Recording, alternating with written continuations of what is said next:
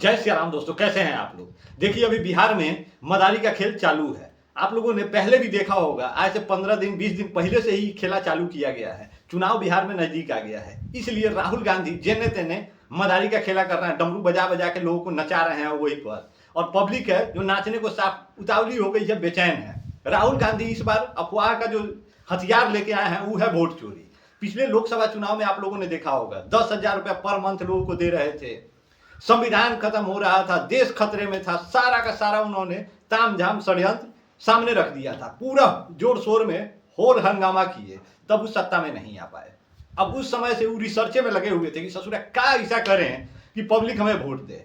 अब उनको ये बात समझ में नहीं आ रहा है कि डमरू बजाने से पब्लिक अब उनके पीछे नहीं जाएगी। वो अलग दौर था जो गांधी नेहरू जैसे लोग खड़े हुए और देश का 2-3 को टुकड़ा बांट दिए खाली कुर्सी के लिए। अगर आज का दौर होता तो हमें लग रहा है कि नेहरू को लोग वहां से उठा के ले आता गोदी में और जाके पाकिस्तान पहुंचा देता कि बबुआ तुम उतहीं रहो, बांग्लादेश चले जाओ, अफगानिस्तान चले जाओ, लेकिन हिंदुस्तान में टुकड़े टुकड़े करने का कोशिश मत करो। किस आधार पे हिंदुस्तान का 2 टुकड़ा कर दिया? क्या हिंदुस्तान के इतिहास में मुसलमानों का कोई दिखता है आपको योगदान? 800 साल मान लेते हैं, क्या 800 साल पुराना ही हमारा हिंदुस्तान है? उससे पुराना नहीं था। राम युग में कहां दिखा है? कृष्ण युग में कहां दिखा है? कोई सा भी युग उठा लीजिए, कहीं पे भी मुस्लिम का जिक्र हिंदुस्तान के इतिहास में नहीं आता है। ये 800 साल पहले कौन आक्रांता आया, कौन नहीं आया, कैसे यहाँ पे तबाही मचाया, लोगों को दबाया, डराया, धमकाया, धर्म बदलवाया और हिंसा लेके चला गया, उस पे ये लोग कभी मुंह नहीं खोले, उस पे कभी नहीं बतियाते। और उन्हीं का पोता देखिए आया हुआ है, इसको कुछ नहीं करना है। हर बार सिर्फ देश को बदनाम करना चाहता है, किसी भी मुद्दे पे सिर्फ देश का बदनामी ही इसे पसंद है। मान लीजिए मोदी को बदनाम कर रहा है, चलेगा, लेकिन मोदी के साथ साथ देश को भी बदनाम कर रहा है। यहाँ के पूरे कानून को, संविधान को, सभी को क्वेश्चन मार्क के अंदर खड़ा कर दे रहा है। कभी इसको संविधान खतरे में लगता है, कभी उसी में पक्षपात दिखता है। अब तो इसने लोकतंत्र को ही कटघरे में खड़ा कर दिया है। कह रहा है कि यहाँ वोट चोरी हो रहा है और फर्जी वोटर बना बना के लोगों से वोट लिए जा रहे हैं। इसको आज दिखा है, इतना बड़ा हो गया, हमें लग रहा है कि 45-50 साल का हो ही गया है। अभी युवा अपने आप को कहता है, लेकिन 45-50 साल में इसको आज दिखा है कि एक व्यक्ति को 3-3 को 4-4 को वोटर आई कार्ड अलॉट हो गया है। ये तुम्हारे बाप दादा का ही देन है, जिन लोगों ने इस तरह का लचर कानून व्यवस्था बना दिया और इस तरह का सिस्टम बना दिया। मोदी जी तो जब से आए हैं हमेशा कुछ ना कुछ करिए रहे हैं, जिससे लोगों को कर दिया जाए, साफ सुथरा कर दिया जाए कि किसी के पास भी फर्जी डॉक्यूमेंट ना हो। लेकिन उसमें भी तुम लोगों को हो हल्ला करना है। अभी SIR का जो जांच चल रहा है ये उसी लिए चल रहा है कि जिसके पास 2 3 वोटर आई कार्ड है उसका अब ये हो जाएगा। ये आज का दिन नहीं है, हमारे पास भी 3 वोटर आई कार्ड था तो पहले बन जाता था। अब सोचिए कि हम बिहार में रह रहे हैं तो बिहार का वोटर आई कार्ड बन गया, दिल्ली चलेगा दिल्ली में एगो बन गया, तेलंगाना चलेगा तेलंगाना में एगो बन गया। लेकिन वोटवा तो हम एक के जगह दिए हैं, ऐसा थोड़े है कि तीनों जगह जाके हम वोट टिप रहे हैं। ऐसा नहीं होता है, ऐसा रेयर हो भी सकता है। मान लीजिए कोई दिल्ली में है, वहां वोटिंग चल रहा है, उसके बाद कहीं बिहार में वोटिंग चल रहा हो, बिहार अगर आ गया है तो वोट दे देगा। ऐसा नहीं है कि दिल्ली से वो बिहार आएगा वोट देने के लिए। जनता को वोट देने से क्या फायदा है? कुर्सी तुम्हें मिलेगा, नहीं देगा तब भी जिसको मिलना है उसको मिलेगा। ये वो वोट बहुत कीमती होता है, मानते हैं, लेकिन कोई वोट देने के लिए स्पेशली ट्रेवल नहीं करेगा तुम्हारे लिए और किसी के लिए भी नहीं करेगा, ऐसा नहीं होता है। मुखिया के चुनाव में कभी कभी हो जाता है, मुखिया जी कुछ पैसा देते हैं कि हाँ वो बबुआ वोट दे के चले जाना, तो जब तक आप उसको दीजिएगा नहीं तब तक कुछ होगा नहीं। और ये वोटर अधिकार यात्रा आप किस लिए निकाले हैं? क्या इससे पब्लिक को कौन फायदा होने वाला है? जो पब्लिक आपके पीछे पीछे बहुगा रहा है, आप अपने कुर्सी के लिए इस सारा यात्रा निकाल रहे हैं। आपको लग रहा है कि वोट चोरी सिर्फ मोदी जी करवाए हैं और जो भी वोट मतलब जो डबल पड़ा होगा उस सब मोदी जी को गया होगा। इसका कौन प्रूफ है? ऐसा नहीं है कि कांग्रेस को गया हो।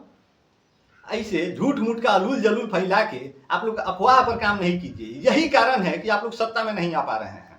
अफवाह पर नहीं, लोगों को सही चीज बताइए, सही जानकारी दीजिए। लोगों को जब लगेगा कि हाँ इस सच के साथ है और अच्छा काम करेगा, इसका विजन और रीजन सब क्लियर है, तो लोग ऑटोमेटिक आपको वोट देंगे। लेकिन ऐसे अफवाह फैलाइएगा, सब पब्लिक जानता है चूतिया बना रहा है। और वोट अधिकार यात्रा में पब्लिक का इन्वॉल्व होगा, इसमें पब्लिक का ना कोनो फायदा है ना पब्लिक का कोनो नुकसान है।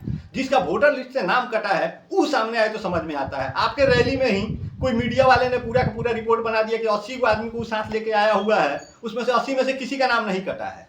वो कह रहा है कि हमारे गांव में बहुत लोगों का नाम कट गया था। चमन के फूल और तू फाइनल चूतिया आदमी है। जब लोगों का नाम कटा हुआ था उन लोगों को लेके आता, ये 80 को लाने का क्या फायदा है, किस लिए लाया? यहाँ क्या दिखाना है? जिनका वोटर लिस्ट में नाम है, सब कुछ है, वो यहाँ आके क्या करेंगे?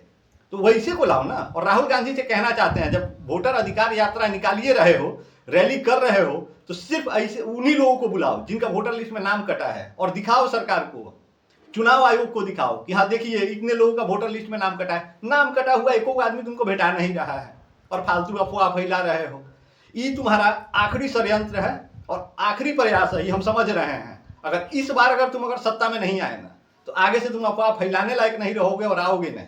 काहे कि इस बार शिकंजा पूरा टाइट है। अभी चुनाव आयोग ने भी तुम्हें 7 दिन का टाइम दिया है, बोला है या तो हलफनामा दो या इस पे साक्ष्य प्रस्तुत करो। अफवाह नहीं फैलाओ, अफवाह फैलाओगे जेल के अंदर जाओगे। वो तुम्हारे दादी वाला राज नहीं चल रहा है। अगर वो चल रहा होता तो अब तक तुम ठुसा गए होते अंदर, जहां आपात स्थिति पैदा करके और सबको जेल में डाल दिया गया था। ये अभी बोलने का आज़ादी है, सोचने का आज़ादी है, कुछ भी कर गुजरने का आज़ादी मिला हुआ है। देश 1947 में भले आज़ाद हो गया था, लेकिन आज़ादी लोगों को अब धीरे धीरे दिखाई दे रहा है। हिंदू अब सशक्त हो रहा है, नहीं तो तुम लोगों ने उसको दाब के और शायद मतलब मरण सैया पर लिटा दिया था, जहां वो बोल नहीं पाते थे। कभी कश्मीर से भगाए गए, कभी कैराना से भगाए गए, अफगानिस्तान, पाकिस्तान, बांग्लादेश तो सर किसी ने देख लिया है। हम लोगों वाला जो जनरेशन है बखूबी देखा है। फिर भी अगर तुम सोच रहे हो कि तुम्हारे अफवाह फैलाने पे तुमको लोग वोट दे देगा, कभी नहीं देगा।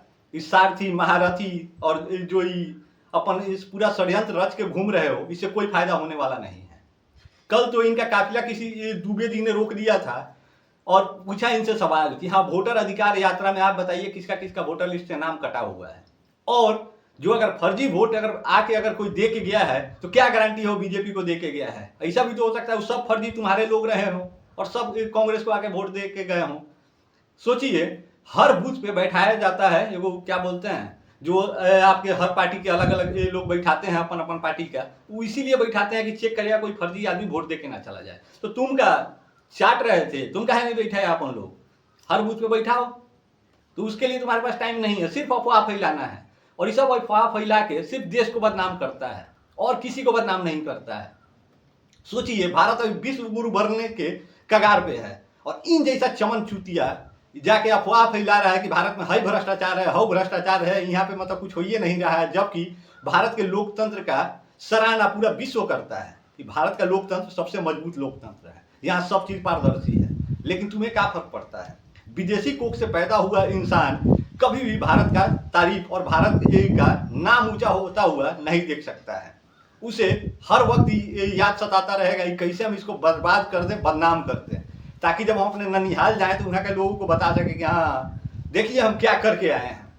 अतः अंत में बस हम इतना ही कहना चाहेंगे कि हिंदुस्तान के तमाम अवाम आप लोग ध्यान दीजिए और अफवाह पे बिल्कुल गौर नहीं कीजिए। हम तो ये कहना चाहेंगे कि जिन लोगों का अगर नाम अगर वोटर लिस्ट से नहीं कटा है, इसके भीड़ में मत जाइए, इसको दिखाने दीजिए भीड़ कि हाँ इस सभी का वोटर लिस्ट में नाम नहीं है। दिखना तो चाहिए पब्लिक को कि हाँ कितना सच बोल रहे हैं, कितना झूठ बोल रहे हैं। और इनके साथ अफवाह फैलाने वाले हर एक किसी को साफ उस गर्त में पहुंचा दीजिए कि वो आगे से देश को बदनाम करने का कभी सोचे भी नहीं। सोचिए, आज बिहार इतना बदनाम कर दिया गया है, कौन किया है आप लोगों को पता होगा। आज बिहारी जब बाहर जाता है तो उसको अपमान की नजर से देखा जाता है, हे की नजर से देखा जाता है। उसको देखा जाता है गरीब है, लाचार है, दे दो को रोटी दे दो, खा लेगा, ससुरा खुश हो जाएगा। ये चीज आप पूरे भारत के लिए चाहते हैं? सोचिए, आप हिंदुस्तान से बाहर किसी मुल्क में जाएं, वो कहेंगे अरे ये तो छोटा वाला देश से आया हुआ है। इस तरह का लोग अगर आपको अगर टीका टिप्पणी करे, कितना गर्वान्वित महसूस होंगे। और ये सब आपके ये सब नेता सब करवा रहा है, जिसका फंडिंग विदेश से आ रहा है। हिंदुस्तानी खून, हिंदुस्तानी जमीन पर रहने वाला यहाँ का बच्चा बच्चा देशभक्त है। याद रखिएगा ये बात, चाहे वो हिंदू हो या मुसलमान। लेकिन जब ब्रीड अलग अलग मिल जाएगा ना, तो देश का बात नहीं करेगा, वो सिर्फ कुर्सी का बात करेगा। और अभी ये लोग सिर्फ अपने कुर्सी के लिए घूम रहा है। वोट अगर चोरी भी हो जाता है, इससे जनता का कोई नुकसान नहीं है, जनता को कोई फर्क पड़ने वाला नहीं है। जनता जिधर बहुमत होगा उधर ही जाएगी। वोट चोरी कितना कर लीजिएगा आप, 100% तो नहीं है ना कर लीजिएगा, 1-2% हो सकता है, इससे ज्यादा कुछ नहीं हो सकता है। तो अफवाह पे ध्यान नहीं दीजिए और राहुल गांधी जैसे लोगों को मुंह तोड़ जवाब दीजिए। आपके क्षेत्र में भी अगर आते हैं तो उनसे सवाल जरूर पूछिएगा कि किसका वोट चोरी हुआ है, उसको सामने लाओ। जिस क्षेत्र में जा रहे हो, तुम्हारे कार्यकर्ता होंगे, तुम्हारे नेता होंगे, तुम्हारे छोटे मोटे पेंदी वेंदी वाले ये लोग होंगे, उन सभी को बुलाओ, सभी को लगाओ क्षेत्र में। जब इतना रैली करिए रहे हो, 13-14 दिन का तुम्हारा रैली है और महारैली करोगे पटना में, चारों ओर से ढोल बजा के आओगे तो पटना में यहाँ तमाशा करोगे। ये सब चीज नहीं होना चाहिए। बाकी जय श्री राम।